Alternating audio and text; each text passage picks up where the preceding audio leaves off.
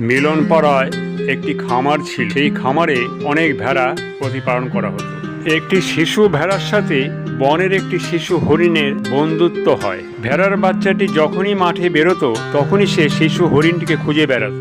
শিশু হরিণ এবং শিশু ভেড়া দুজনে কথা বলতো, গল্প করত, একে অপরকে আদর করত মাঠের মধ্যে।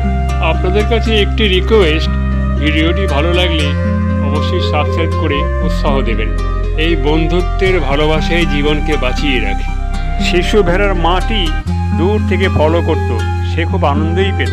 এটা তো স্বাভাবিক, শিশু বাচ্চা খুশি হলে মাও খুশি হয়। ওদিকে দূর থেকে হরিণ শিশুর মাও ফলো করত যে তার বাচ্চা একটি নতুন বন্ধু পেয়েছে। হরিণ শিশুর মা কিন্তু চায় যে তার বাচ্চা যেন সব সময় এই ভেড়া শিশুর সাথেই বন্ধুত্ব গড়ে তোলে। ভেড়ার বাচ্চাটি যদি অন্য কারোর সাথে বন্ধুত্ব করে, কথা বলে, এমনকি নিজের ভাই বোনের সাথে কথা বললেও হরিণ শিশুর মা ওদের তাড়া করে। মা হরিণটি চায় যেন তার সন্তানের ভালোবাসা অন্য কেউ ভাগ করে না নেয়। দেখুন, দুই শিশু ভাই বোন ভেড়া কথা বললেও মা হরিণটি রেগে গিয়ে ওদের তাড়া করছে। ভিডিওটি দেখার জন্য আপনাদের অশেষ ধন্যবাদ।